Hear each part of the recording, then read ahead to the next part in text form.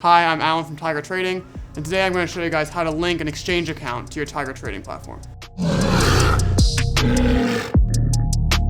So here's a brand new test account we just made.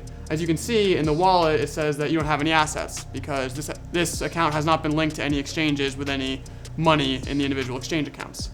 So super easy. There's a button here suggesting to add a new account. You can do this down here, or you can click up on the hamburger menu and drop down to your accounts and add it there. I'm gonna go through this way.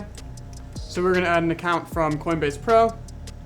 For Coinbase Pro, you're required to use an API key, a secret key, and a passphrase. And so we're just gonna paste in the API key.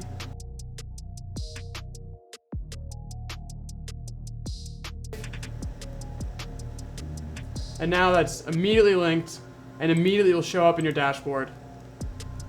In your wallet, you can trade, there's no delay.